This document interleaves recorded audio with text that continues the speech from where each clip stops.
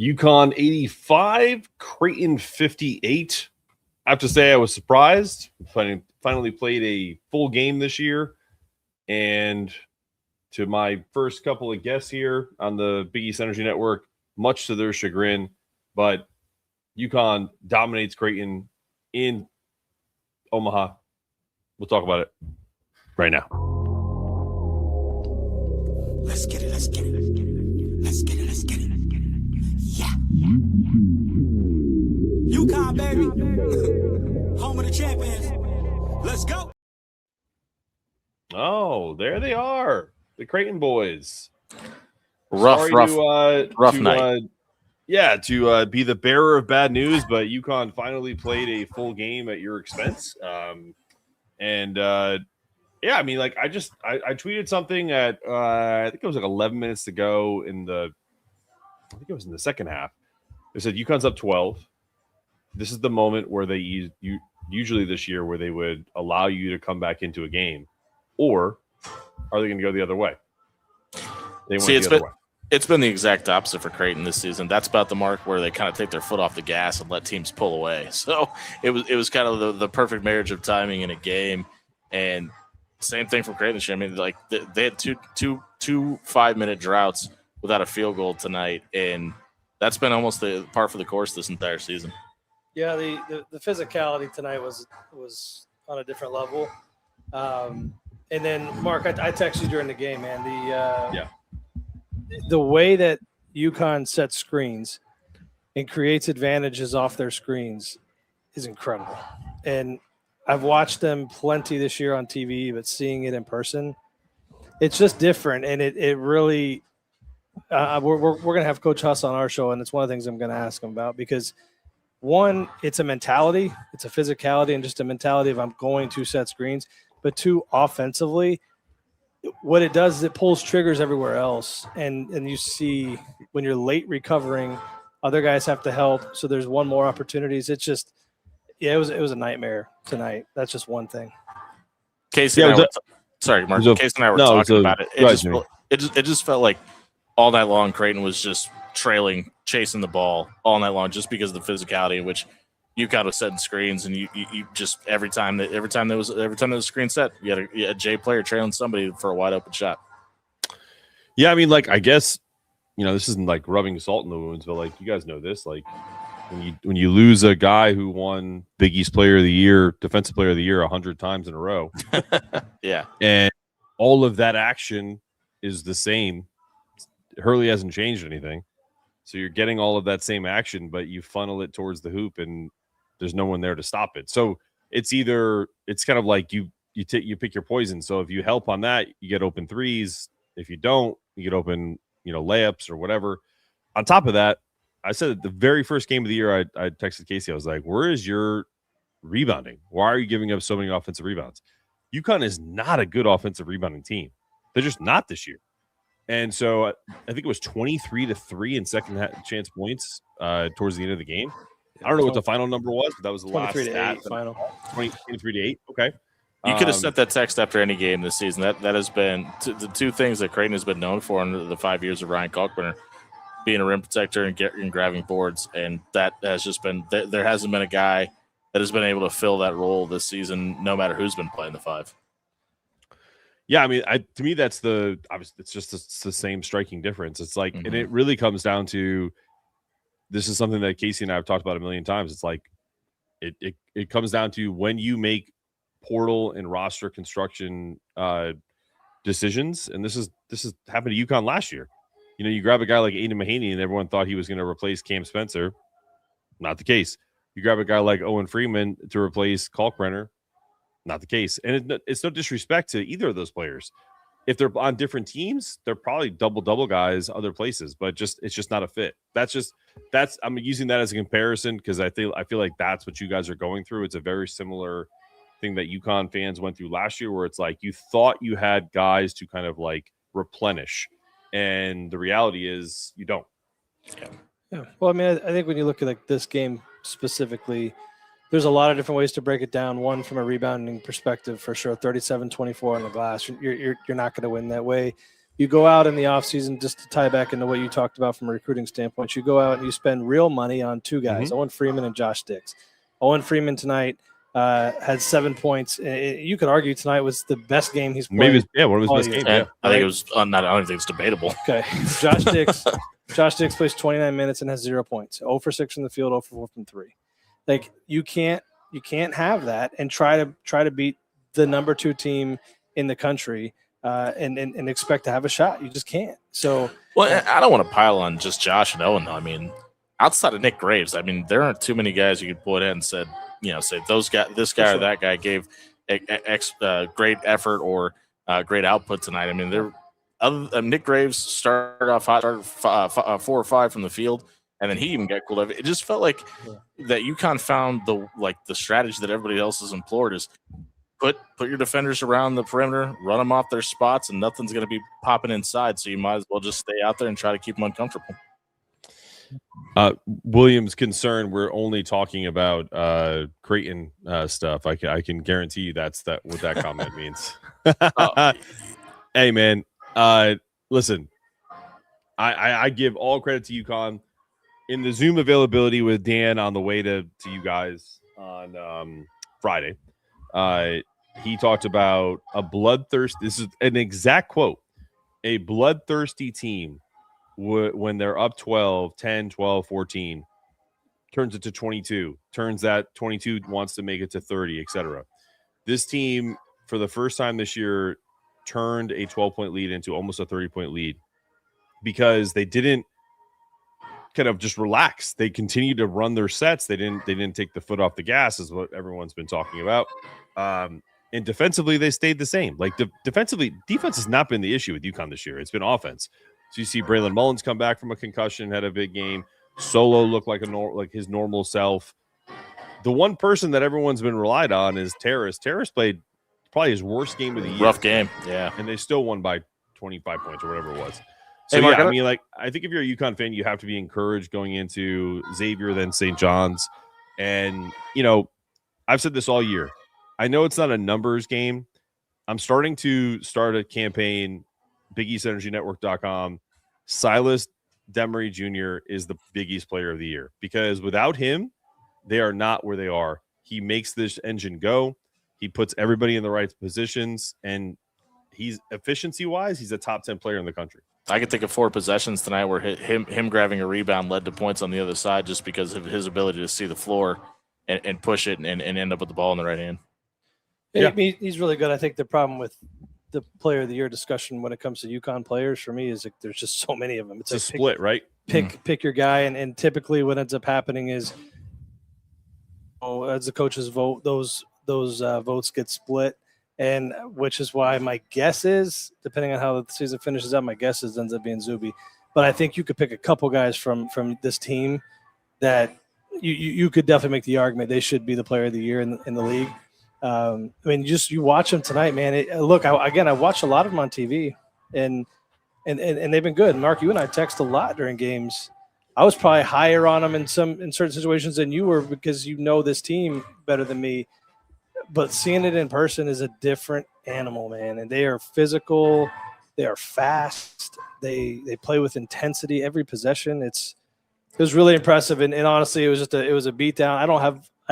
There's just not a lot to say on the Creighton side. They're healthy too. Like what you guys watched tonight was like the first time in probably a month where everybody's healthy. You didn't have Jaden Ross played well. Jay Stu played well. Like all of their ancillary guys, like when you this is no disrespect when you say like the others, like outside of the primary players, the guys who are bench guys who are kind of like facilitate minutes like that are able to like give, like if Casey's a starter, I give him, I help him rest because I give 6, 7, 8 good minutes here and there and play my role. That's what Jaden Ross did tonight. That's what Jay Stu did tonight. So if there's one tiny like thing that I would say about the team that just continues to come up because free throw was better today is they just keep fouling even down the stretch. It's like the game's over. I was literally yelling, "Stop fouling! It's over!" Funny you say that, dude, because I was looking at the stats and I was that's the one thing. So quickly, that's what I was doing on my phone. Was looking at KenPom. I mean, it doesn't matter. The two championships you guys were the 250s plus in foul rate. Like it doesn't matter. And what I love about it is it sets a tone. Stop it.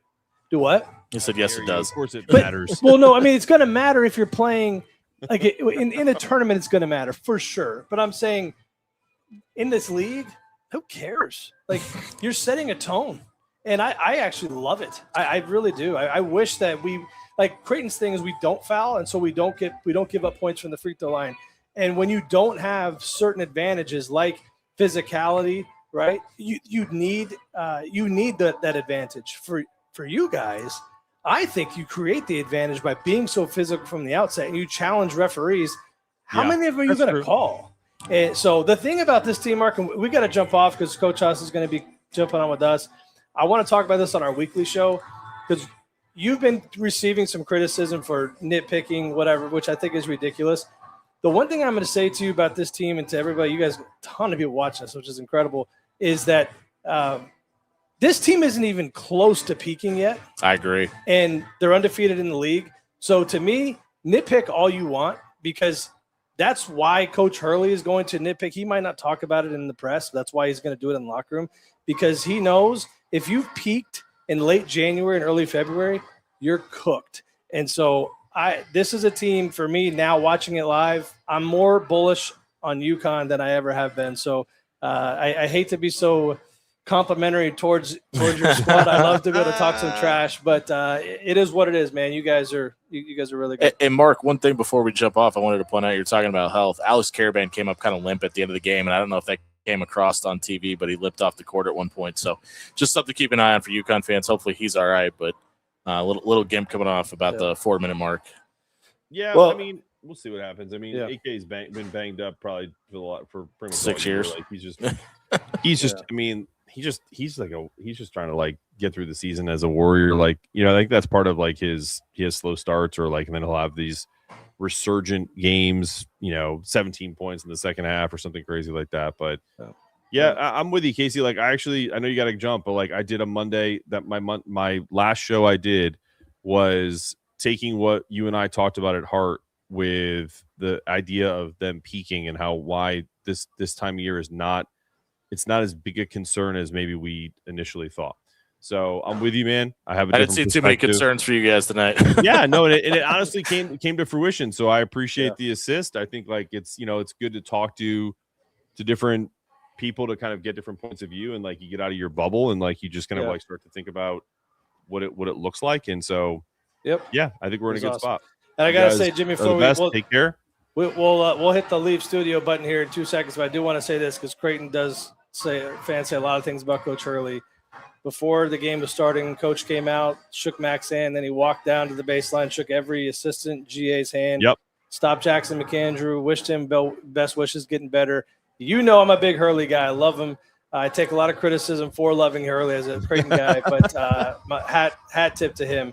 And Huss is on the way here, so we're gonna jump. But do you know what real quick? Do you know what he said to the 2 season ticket holders in the front row? No. Like he was just like, "Hey, just want to let you know, I apologize." Like right before the game, just like really kind of like funny, like because he knew he was gonna like swear a bunch. That's really funny. That checks. So, anyway, that checks.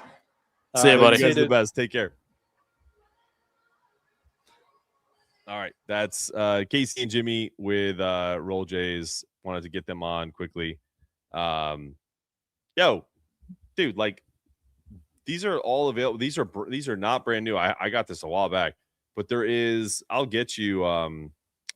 Manuel, I'll throw you the link for this shit. I promise. Hit me up. Ross, absolutely. Yeah, if anyone wants to jump on, I'm literally gonna do it, guys. I'm exhausted. I need we're gonna do 10 more minutes. This is a big win. This team is absolutely just proved everything I said about how I feel like Dan has them right where we want them. So if you guys want to chat really quick, I'm going to put the link in the chat. I'm going to sit back and relax and drink my non-alcoholic athletic brewery. Not a sponsor, but if they want to be, it's cool. There's the link in the chat. Cheers to everybody. Whether you're drinking alcohol or non-alcohol, I wish you the best. So give me your thoughts. I'm going to take a sip. Let's see if I can get some other folks on. What do we got? Yeah, Silas looked good, man. I think Silas is looking good. Also, by the way, I'll tell you guys a quick story. You see my kind of bald, but it's kind of like faded up. On Thursday, my wife and I were having a date night on Friday, and like my hair was a little, it just didn't look, I didn't look as, clean as I do here. And so I said, my barber gets really booked up fast. Yes, I have a barber. I know I'm bald, and I'm getting there. And I said, I texted him. I said, "Hey, man, all I need is 20 minutes. Can you give me the LeBron fade?" And here it is. Here's the LeBron fade. And he feels like I guarantee you that's I coined that phrase. And if someone else said it, cool. But yeah, got my LeBron fade. We're chilling. Manuel, I got you, man. Don't worry. I will definitely hook you up. I'm not doing any fireball shots with my NA drink. Thank you, though. UConn did win. Great win at their venue. It's a good basketball team. They always give us a tough time at their place. It's true. So anyway, no. But man, Creighton's not that good, man. Like I love that we won this game by as much as we did, because it just shows that this team can do it. Right? Anyway, yeah. Anyone else got anything else? I love Jaden and Jalen's contributions. By far. Let's see if I can find. I know, Manny, I know that the guy who has these hats is like, he's on Twitter. I think it's Mediocre Dan. I'm not even joking. Like, that's his Twitter name. Let's see. Pretty sure it's like Stores Hats or whatever, storeshats.com. Some shit. I'll find it right now, and I'll put the link in the chat. Yeah, storeshats.com. That's exactly what it is. Let's see it.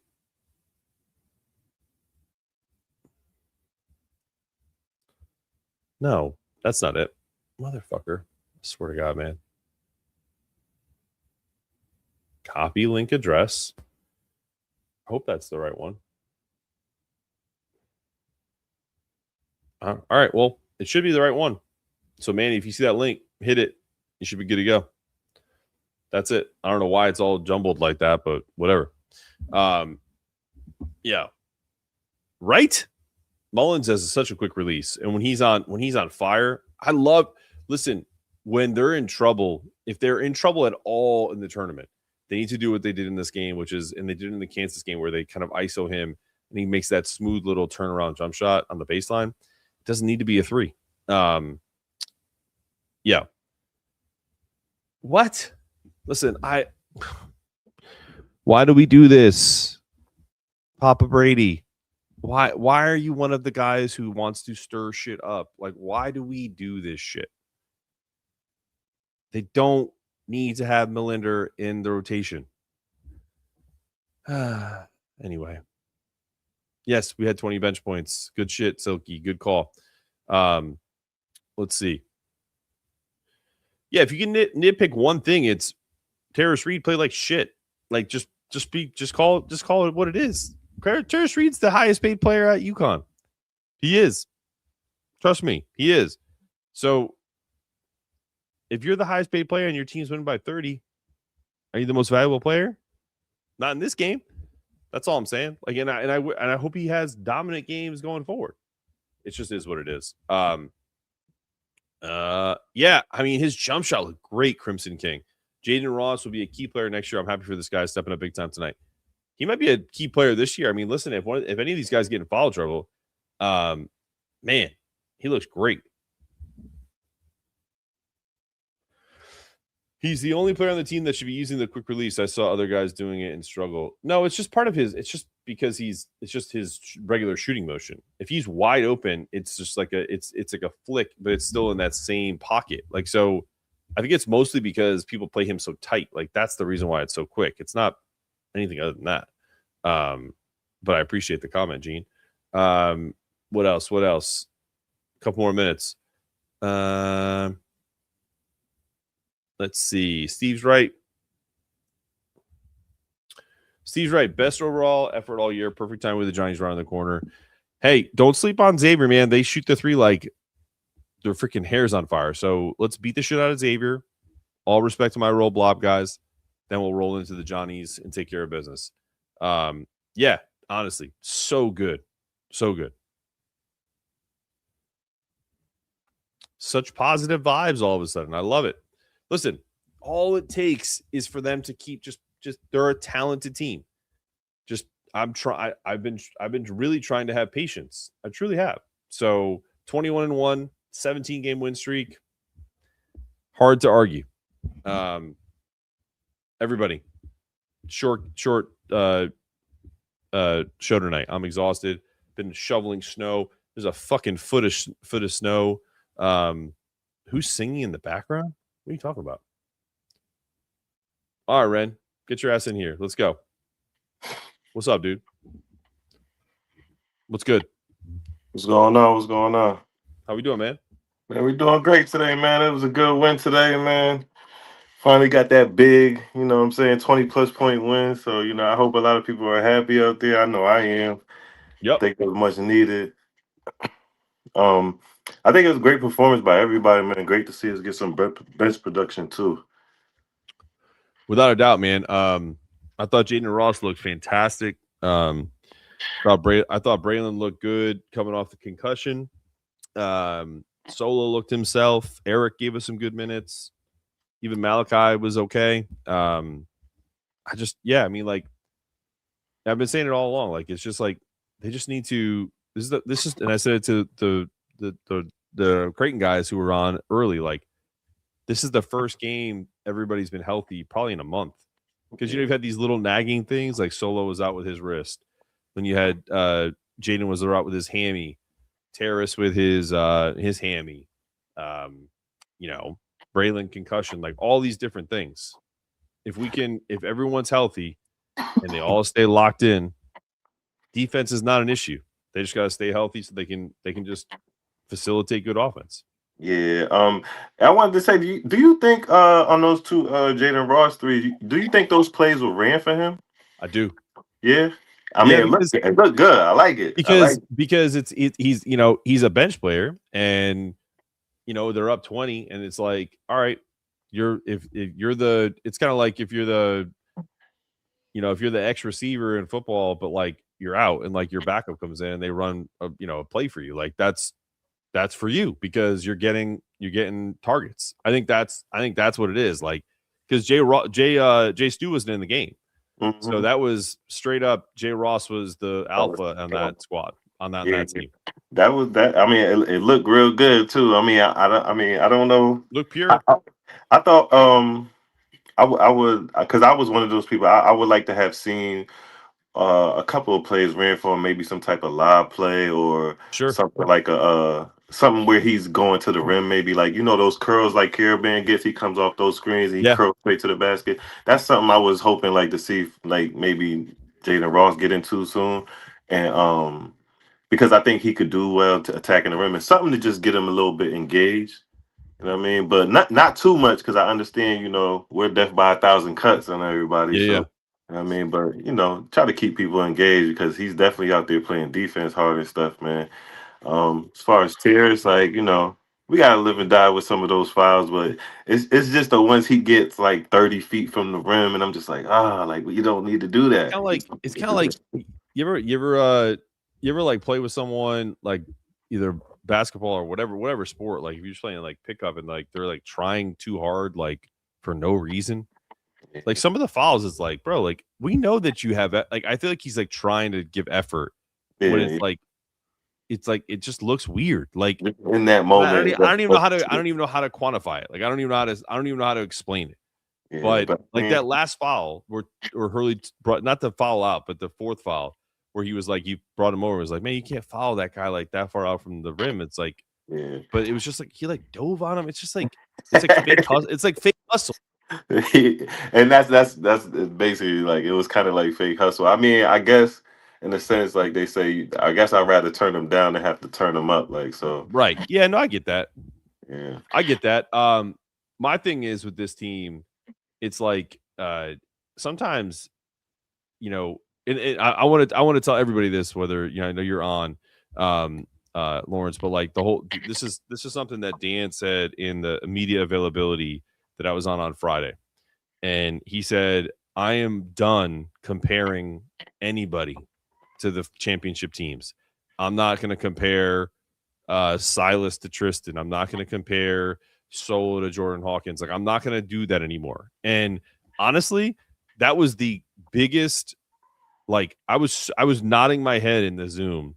He's not on, like, his face is not there. He's just on the phone. Yeah. But like, I'm literally nodding along with him, because if there's one criticism I've given Dan Hurley ever in his time here, is that he always does that. He puts these unnecessary expectations on some of these players or teams. This team isn't like the 22-23 team. They could be, but we got to see it. You know what I mean? Like, stop doing that, because every casual fan will go, you know what? I'm seeing a lot of 22-23 in this team. It's like, no, you're not. That's just some shit he said to you. And now they're, you know what I mean? Like, we're finally getting maybe to that where they can actually put it all together. And it's just, it's lazy. Like, it just is. Silas is not Tristan. He's a totally different player. He's really good. He is almost at like an All-American level in terms of his efficiency numbers. Solo is not the same player as Hawk. It's just not the same team. We don't have an Andre Jackson. We just don't. Yeah, we definitely don't got an Andre Jackson, but I think who's the freak? Is it Jaden Ross? Like, it's not. Like, he doesn't do that. He doesn't do what he does. But I think, like, in that sense too, like, I'm more so on the side of that too. It's an unnecessary expectation. And maybe a little bit of pressure, but at the same time, like, I don't like to compare those players, you know what I'm saying, each one-to-one. I just think that Hurley has a formula of a type of build of player that he's looking for, like with the ability to shoot. He wants some size.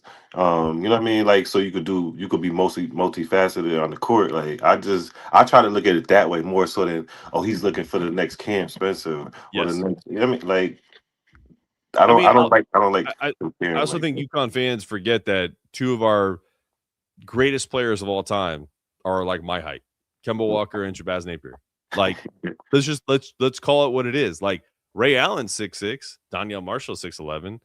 We can go all, you know what I mean? Like, but Kemba's, like, I've met Kemba, dapped him up, we're eye to eye. Like, it's you know, he's not a big guy. Like, you can win with a short point guard. You can win with another, like, a point guard like Shabazz. My guy Ryan Boatwright, who comes on the show every once in a while, he's 5'11". Man, I'm taller than Ryan. Like, stop. Like, you don't need to be 6'5" to be as good in Dan's offense. It's just what they prefer. Yeah, exactly. It's what they prefer. He prefers, like, with the switchability on defense and stuff like that. He tries to be like too deep at every position. So, like I said, I just think he has a formula and a preference into the style that he wants to put on the court. So when you get too deep at every position and you see certain things, I think it's just easy for people to fall in love with what they've seen previously. And it's just like he said, Hurley said something about that earlier. Just, yo, be the great you. Don't be the last person. Like, make a name for yourself. I think he was saying something like that. Like, make a name for this team that you're currently on. Like, go down in history with that. But kind of wanted to highlight Silas, man. Silas is figuring it out. He's figuring it out. Like, he's getting into those little tight spots where he's weaving off the pick and rolls. He's getting those little floaters. He's figuring it out. And, like, you know, and I hate to say this because we just talked about it, but in the sense that how Newton started finding his way that season, he's finding his way. He's finding his way, like, and it's looking real good, man. It's looking real good.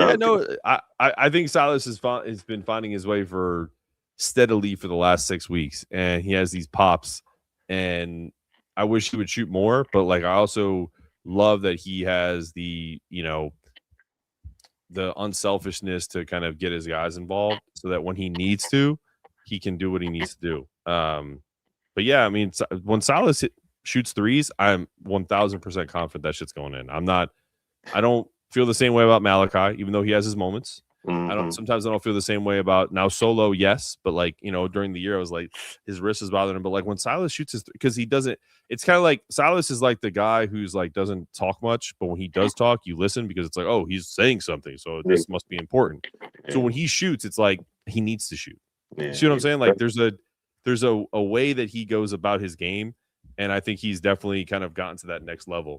But yeah, man, like if this team comes together and you got him, Silas, you got him, Braylon, and Solo all kind of firing on that high 30 to low 40% 3-point shooting.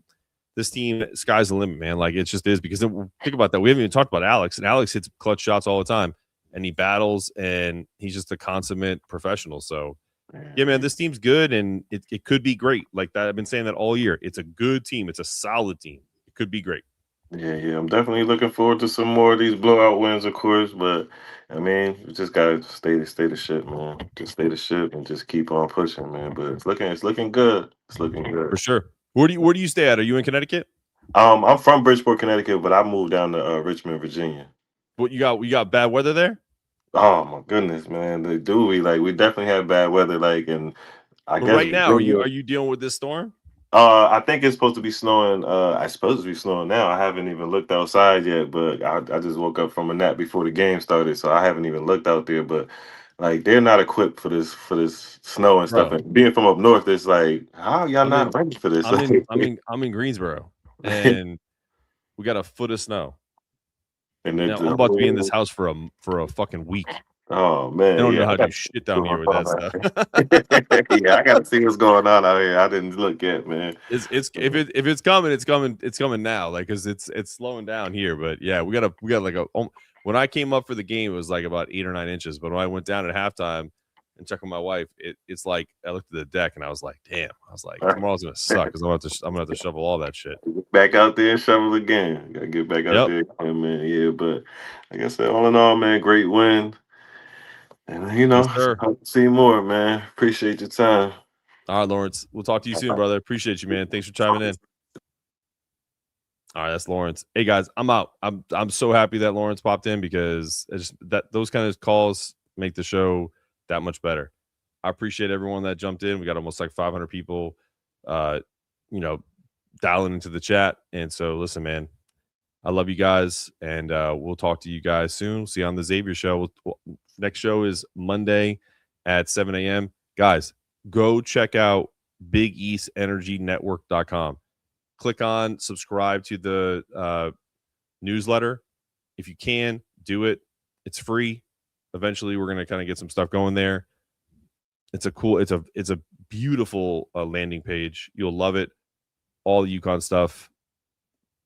Trust me, we're gonna crush it there. This is the Hoops Cap, Big East Energy Network. Peace. Let's get it. Let's get it. Let's get it. Let's get it. Yeah. Yukon, baby.